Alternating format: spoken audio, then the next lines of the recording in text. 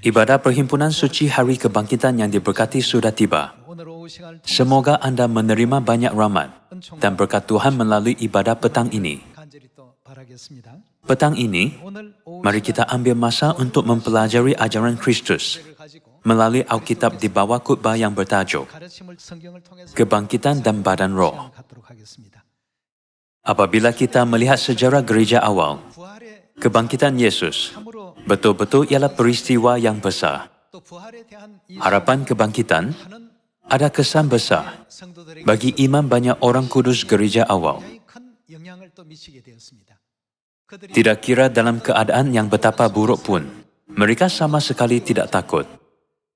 Berbanding dengan masa kesakitan dan penderitaan di dunia ini, mereka dapat memupuk harapan dan aspirasi yang lebih besar untuk dunia yang akan datang. Penggerak mereka ialah kebangkitan Yesus. Mengenai ini, penulis buku Ibrani menulis seperti berikut. Orang lain membiarkan dirinya disiksa dan tidak mau menerima pembebasan, supaya mereka beroleh kebangkitan yang lebih baik. Hari ini, mari kita ambil masa untuk melihat babak itu agar kita ada harapan yang lebih besar untuk masa depan yang disediakan Tuhan di syurga yang kekal. Mari kita lihat buku Ibrani, bab 11 ayat 33. Buku Ibrani bab 11, ayat 33. Yang karena iman telah menaklukkan kerajaan-kerajaan, mengamalkan kebenaran, memperoleh apa yang dijanjikan, menutup mulut singa-singa, memadamkan api yang dahsyat. Mereka telah luput dari mata pedang, telah beroleh kekuatan dalam kelemahan, telah menjadi kuat dalam peperangan, dan telah memukul mundur pasukan-pasukan tentera asing. Ibu-ibu telah menerima kembali orang-orangnya yang telah mati, sebab dibangkitkan. Tapi orang-orang lain membiarkan dirinya disiksa, dan tidak mau menerima apa? Pembebasan, supaya mereka beroleh kebangkitan yang lebih baik. Walaupun disiksa, dianiaya, dan menderita teruk, mereka tidak mahu dibebaskan. Maksudnya, mereka tidak mencari alasan lemah untuk mengelakkan saat-saat itu. Apakah sebabnya? Itu adalah agar beroleh kebangkitan yang lebih baik dan mengambil bahagian dalam kebangkitan orang soleh. Jadi, kebangkitan Yesus ada pengaruh besar bagi orang kudus gereja awal. Mereka dipenjarakan, diolok-olokkan, diejek, dan disesa. Mereka menahan semua jenis kesukaran dan penganiayaan. Apakah yang membuatkan mereka tidak tunduk kepada semuanya itu? Karena mereka mempercayai kebangkitan. Mereka percaya bahwa, walaupun badan mereka mati di bumi ini, Tuhan akan membangkitkan mereka selepas itu. Mereka meletakkan harapan besar dalam janji Tuhan bahwa Dia akan menjadikan mereka imamat diraja di kerajaan Kristus pada pagi kebangkitan. Jadi, bagaimanakah Tuhan menggambarkan iman mereka yang teguh? Dalam ramalan 7 gereja dalam buku Wahyu, iman mereka dikatakan sebagai gereja di Efesus yang terbaik, kerana iman mereka pada masa itu paling dicemburui. Namun, apabila masa berlalu, harapan mereka terhadap kebangkitan mulai hilang, dan harapan mereka terhadap syurga juga semakin pudar. Akibatnya, mereka lebih fokus pada dunia fizikal dan hal-hal bumi yang kelihatan. Hal ini menyebabkan iman gereja awal yang kuat dan soleh semakin pudar. Kalian, kemuliaan kebangkitan Kristus betul-betul hebat. Namun, janganlah kita lupa bahwa kepercayaan dalam kebangkitan ialah teras kebenaran perjanjian baru. Kita tidak boleh hidup hanya untuk kesenangan sementara di bumi ini, hanya fokus pada apa yang kelihatan dan yang sementara. Fikirkanlah dunia kekal yang disediakan Bapa dan Ibu.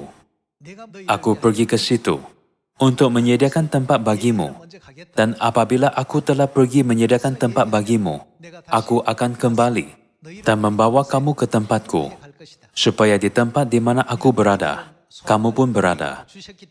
Tuhan telah memberi kita harapan yang baik ini.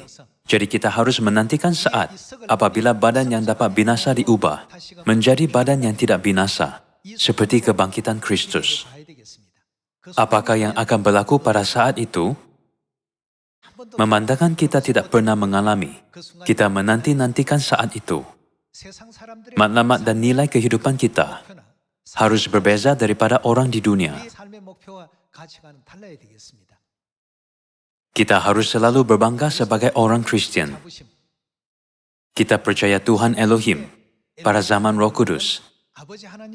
Mari kita ingat bahwa kita bersama-sama berada dalam kedudukan yang terbaik, terhormat, dan mulia, kerana kita mempercayai Tuhan Bapa dan Tuhan Ibu.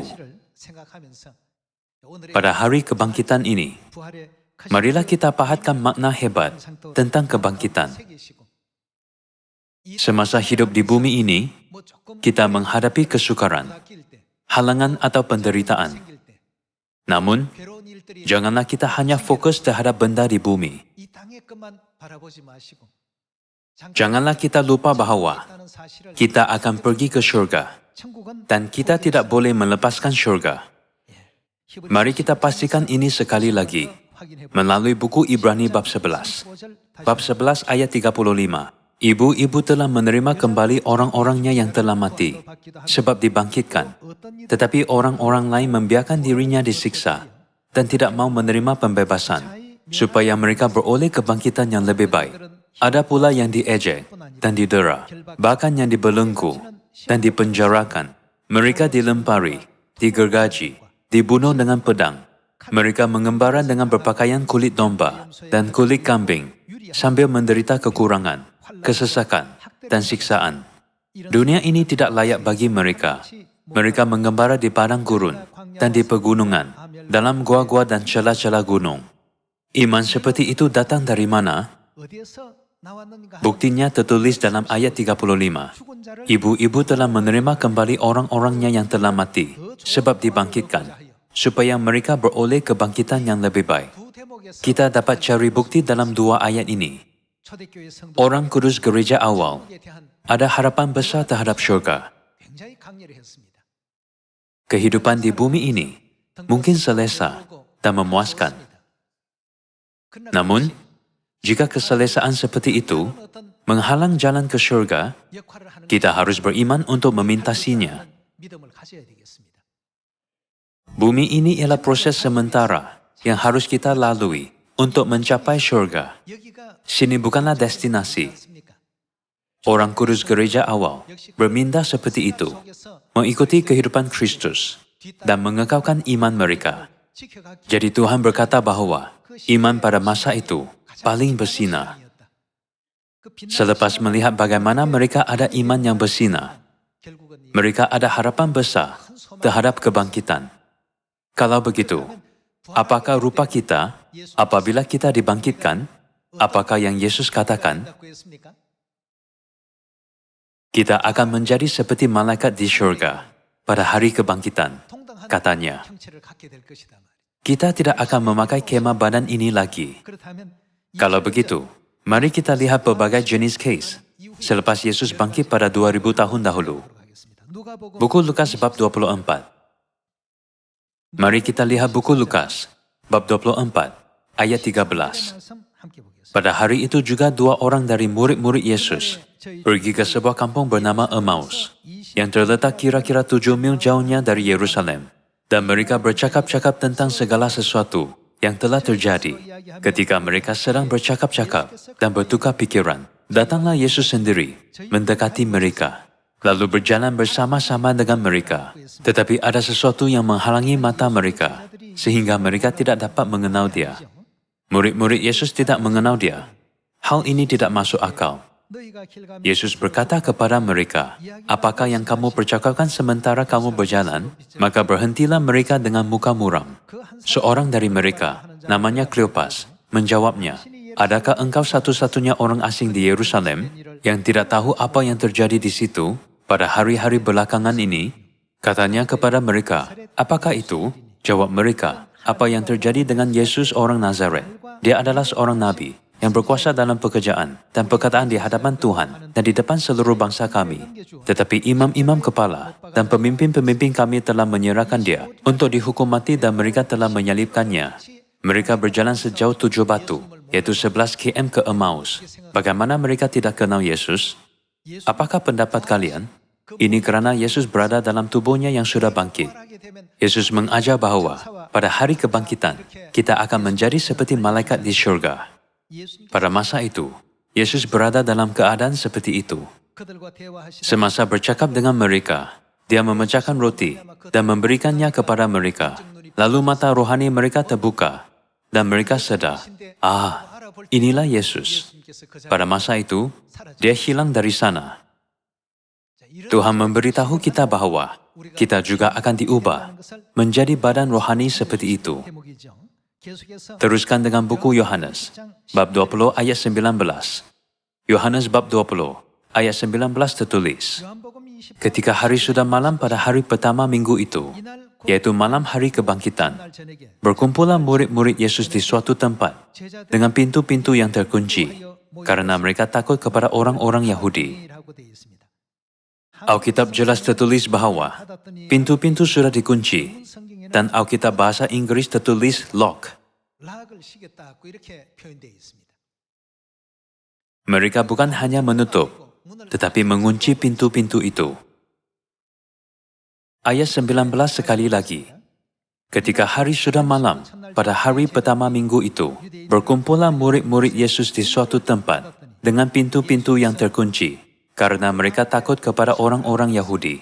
Pada waktu itu datanglah Yesus dan berdiri di tengah-tengah mereka. Pintu-pintu dikunci dan tiada orang yang membuka. Tapi Yesus tiba-tiba muncul di tengah-tengah mereka. Selepas kebangkitan, Yesus bergerak dalam badan rohani. Dia menghalang 2 orang murid dalam perjalanan ke Emmaus daripada mengenali dia. Dia juga memberi mereka pemahaman dengan memecahkan roti. Selepas mereka mengenalinya, dia pun hilang dari sana. Dan apabila murid-murid mengunci pintu, kerana menakuti orang Yahudi, Yesus muncul di tengah-tengah mereka. Ayat 19 sekali lagi.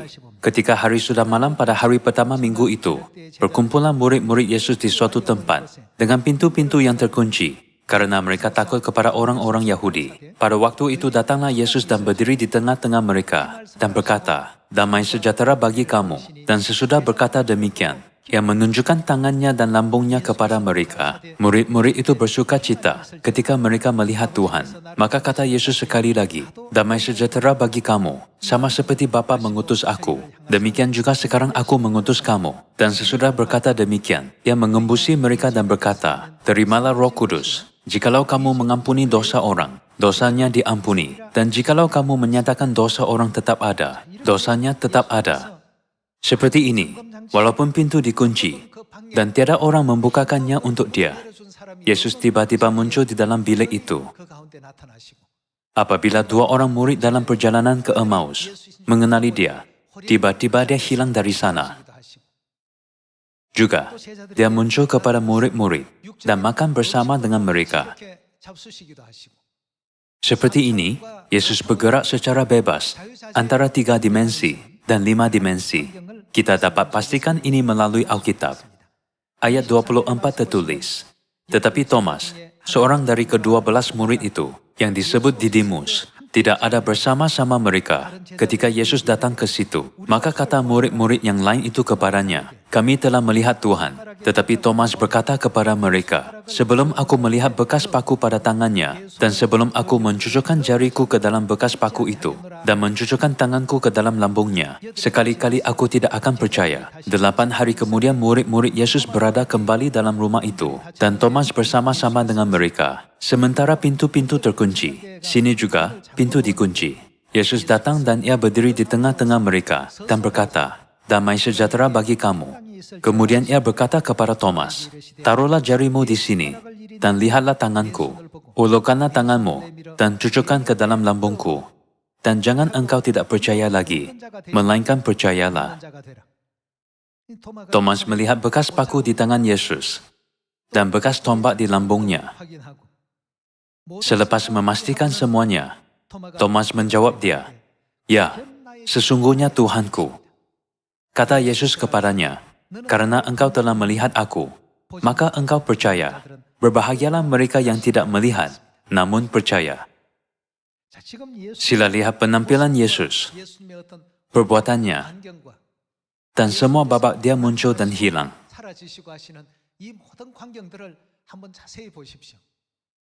Sangat menakjubkan, bukan?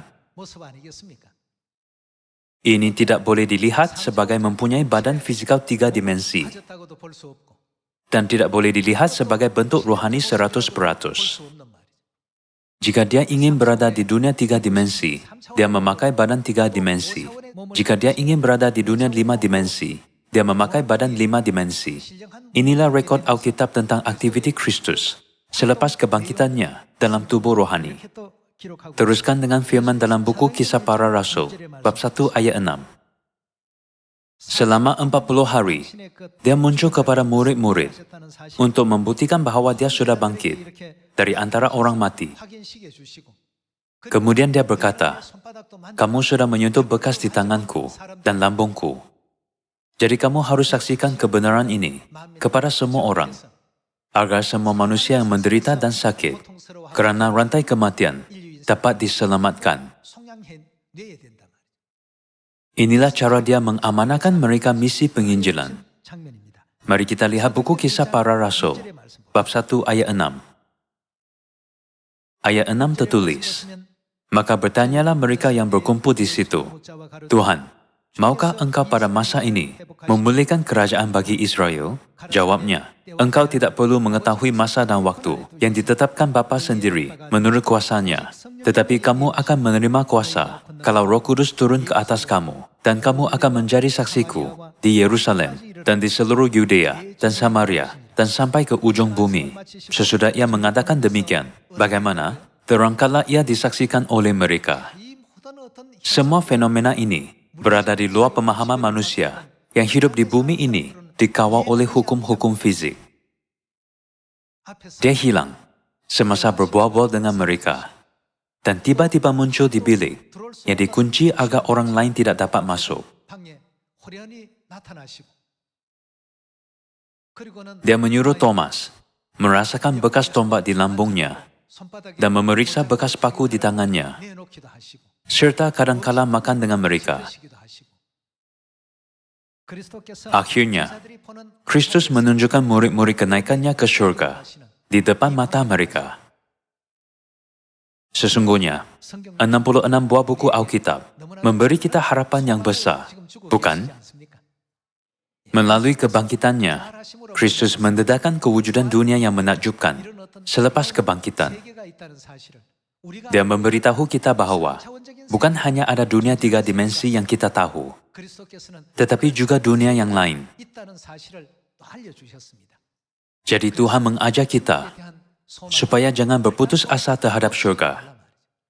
Karena apa yang di bumi ini bukan segala-galanya. Yesus tiba-tiba hilang semasa perbualan, atau tiba-tiba muncul di bilik yang dikunci. Mengapakah dia terus menunjukkan hal-hal seperti itu? Itu adalah untuk menunjuk dan mengajak kita bahwa ada dunia lain, wujud di luar dunia kita, bukan? Yesus tiba-tiba terangkat di depan mata murid-murid, dan awan menutup dia dari pandangan mereka. Fahamkah kalian? Selepas kebangkitan, Kristus menunjukkan tubuh rohaninya dalam bentuk 3 dimensi dan 5 dimensi menurut keinginannya. Dia berkata, apabila kamu dibangkitkan, kamu juga akan ada tubuh rohani seperti ini. Ada tertulis, tubuh disemaikan dalam kebinasaan dan dibangkitkan dalam ketidakbinasaan. Bagaimana? Bukankah ini tentang kebangkitan? Mari kita pastikan ini melalui Alkitab. Mari kita lihat buku 1 Korintus, bab 15 ayat 40. Bab 15 ayat 40. Ada benda di langit, dan ada benda di bumi. Kemuliaan benda di langit berbeza dengan kemuliaan benda di bumi. Kemuliaan matahari berbeza dengan kemuliaan bulan, dan berlainan pula dengan kemuliaan bintang-bintang. Manakala kemuliaan bintang-bintang berbeza antara satu sama lain. Demikianlah dengan kebangkitan orang mati. Tubuh disemaikan dalam kebinasaan, dan dibangkitkan dalam ketidakbinasaan. Disemaikan dalam kehinaan, dibangkitkan dalam kemuliaan. Disemaikan dalam kelemahan, dibangkitkan dalam kekuatan. Disemaikan dalam tubuh jasmani, dibangkitkan dalam tubuh rohani. Jika ada tubuh jasmani, maka adalah juga tubuh rohani. Seperti ini, Kristus memberi kita ajaran dan harapannya yang berharga, agar kita dapat kembali ke dunia rohani. Ayat 48. Seperti manusia yang berasal dari debu bumi ini, begitulah semua orang yang berasal daripada debu bumi. Dan seperti manusia daripada syurga itu, begitulah semua orang yang syurgawi. Sebagaimana kita telah memakai rupa yang berasal daripada debu bumi itu, kita akan bagaimana memakai rupa manusia yang berasal daripada syurga. Mari kita lihat ayat seterusnya, ayat 50. Saudara-saudaraku, aku ingin mengatakan kepadamu, daging dan darah tidak akan mendapat tempat dalam kerajaan Tuhan, dan sesuatu yang boleh binasa tidak akan mendapat tempat dalam ketidakbinasaan. Dengarlah, aku memberitahumu suatu rahsia. Tidak kita semua akan mati, tetapi semua akan diubah serta merta dalam sekelip mata, ketika berbunyinya sangkakala yang terakhir. Pada saat itu orang mati akan dibangkitkan dalam ketidakbinasaan, dan kita yang masih hidup akan diubah. Pada masa itu, kita akan diubah seperti yang ditunjukkan Kristus. Semasa Kristus berbual dengan dua orang murid ke Emmaus itu, mereka menyadari dan mengenali Dia. Namun, Yesus hilang dari pandangan mereka. Di dalam bilik murid-murid berkumpul, dan setiap pintu dikunci, kerana mereka takut bahawa orang Yahudi akan memecah masuk dan menangkap mereka. Yesus tiba-tiba muncul di tengah-tengah mereka.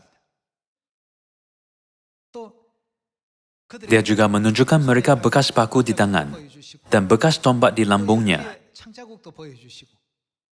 8 hari kemudian, dia juga muncul kepada Thomas yang tidak bersama dengan mereka pada masa itu dan berkata, "Kamu sentuhlah, kerana kamu tidak akan percaya jika kamu tidak lihat." Kemudian, dia juga makan dengan murid-muridnya. Akhirnya, 40 hari selepas kebangkitan, murid-murid bahkan menyaksikan dia naik ke syurga di Bukit Zaitun.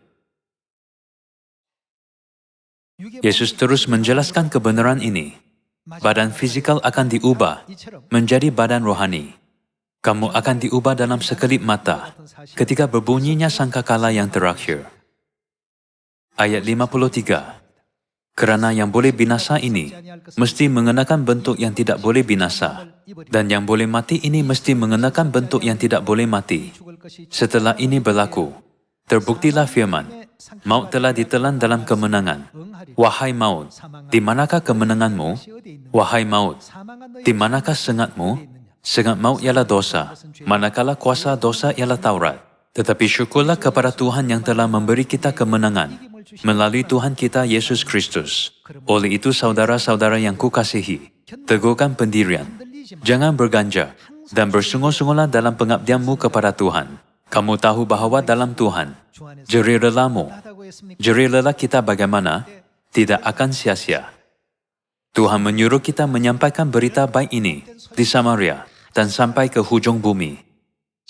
Bukankah kita manusia yang malang, diikat oleh rantai dosa dan kematian, takut dan menjadi hamba kematian sepanjang hidup? Bahkan orang kudus gereja awal pun takut akan segala sesuatu sebelum mereka ada harapan kebangkitan. Namun, setelah mendapat kesedaran penuh tentang harapan kebangkitan, mereka tidak takut lagi. Mereka tidak mau menerima pembebasan, supaya mereka beroleh kebangkitan yang lebih baik. Jika mereka berkata, "Aku takkan percaya Yesus," mereka akan dibebaskan dan hidup. Namun mereka berkata, "Jika aku hidup, berapa tahun lagi aku akan hidup? Bagaimana aku boleh melepaskan kehidupan kekal hanya untuk hidup 20 tahun lagi?" Kita juga harus menempuh jalan iman Dengan iman yang seperti itu, melalui hari kebangkitan hari ini, semoga semangat kita yang berkobar-kobar apabila kita mula-mula menerima kebenaran juga dibangkitkan, agar kita dapat memasuki kerajaan Bapa dan Ibu Surgawi, yang dulunya ialah kerajaan kita. Sekali lagi, saya harap agar semua ahli keluarga surgawi kita akan baik-baik kembali ke dunia abadi itu, tanpa sesiapa pun ditinggalkan. Janganlah hilang semangat terhadap kebangkitan. Jadi Alkitab mengajar, bersungguh-sungguhlah dalam pengabdianmu kepada Tuhan. Kamu tahu bahwa dalam Tuhan, jerih relamu tidak akan sia-sia. Jerih lelah kita tidak akan sia-sia. Betul-betul amin. Semua anak Sion harus menginjil kepada jiran, kenalan, kawan, ahli keluarga, di tempat kerja, dan di sekolah. Marilah kita berkongsi berita yang diberkati dan indah ini kepada semua orang. Dengan ini saya tamatkan khutbah. Sekian, terima kasih.